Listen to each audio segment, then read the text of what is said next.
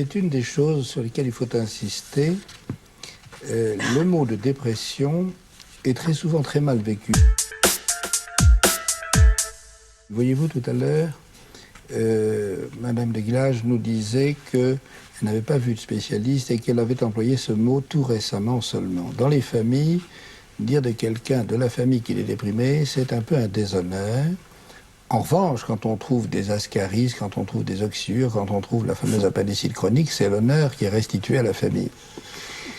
Ce sont tous ces fameux boucs émissaires salvateurs parce que ils viennent introduire l'élément somatique qui est, lui, parfaitement avouable. Or, la dépression, non seulement est parfaitement avouable, mais je dirais même que, pour moi, dire de quelqu'un qu'il a été déprimé, c'est presque lui rendre un hommage. Non pas que je souhaite à quiconque d'être déprimé, car il n'y a pas d'épreuve plus épouvantable que la dépression, mais la dépression existe, je la rencontre tous les jours, et pour vous donner une idée de son importance, je vais vous donner quelques chiffres.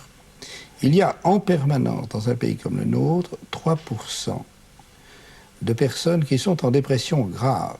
3%, ça fait Ça fait 1,5 million de personnes en permanence qui sont dans des dépressions graves, c'est-à-dire qui connaissent l'épreuve la plus épouvantable qui soit.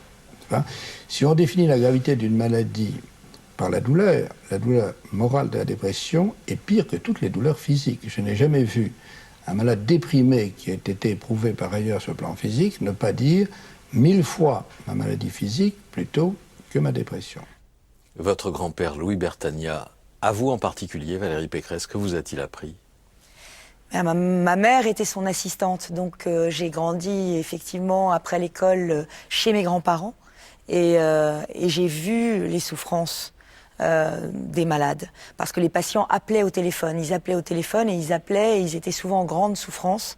J'ai même assisté à une scène assez dramatique d'un patient qui était en train de commettre une tentative de suicide et qui passait le dernier coup de fil à mon grand-père, donc pris par ma mère au téléphone.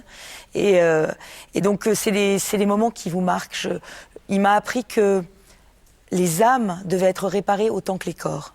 Lui, c'était un médecin de l'âme, il était adoré par ses patients et surtout, il a fait reconnaître la vulnérabilité de la dépression dans la société française. Il a fait introduire, avec un certain nombre de collègues médecins, les médicaments pour soigner la dépression, les antidépresseurs. Il s'est battu toute sa vie pour qu'on arrête de dire que quelqu'un qui était déprimé était juste mélancolique et devait juste se prendre en main. Et c'était son combat. Et réparer les âmes, c'est aussi un petit peu ça, la politique.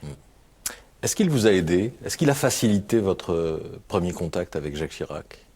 Non, en réalité, ce qui s'est passé, c'est que Jacques Chirac était à terre en 97, après la dissolution ratée de l'Assemblée nationale. Et c'est le moment que j'ai choisi pour lui envoyer une lettre de candidature. Donc je lui ai envoyé une lettre de candidature en lui disant, voilà, vous êtes abandonné par tout le monde, ben moi je souhaite vous rejoindre. J'étais à l'époque maître des requêtes au Conseil d'État et j'ai été recommandé par Denoy de Saint-Marc, qui était le vice-président du Conseil d'État à Jacques Chirac. Mais bien sûr, Jacques Chirac, quand il m'a rencontré la première fois, savait que j'étais à la fois la petite fille de mon grand-père et il savait aussi que j'étais mariée à un Corrézien dont la cousine était la femme de son suppléant, Henri Bellecour. Donc effectivement, la Corrèze et mon grand-père. Mais c'est pas là-dessus qu'a porté notre premier entretien. Notre premier entretien a porté sur deux éléments de mon CV qui l'ont intéressé. L'Internet, parce que j'étais spécialiste de l'Internet et que lui avait eu des problèmes avec le mulot, et le russe et le japonais. Parce que j'avais appris le russe et le japonais et que lui aussi était fasciné par la Russie et le Japon. Donc on a parlé de russe, on a parlé de Russie, on a parlé de Japon, on a parlé de littérature. Et cet homme qui était vraiment à terre, politiquement à terre, je crois qu'il s'est pris d'affection effectivement pour la jeune femme qui venait essayer de le rejoindre et que c'est comme ça que j'ai eu le poste.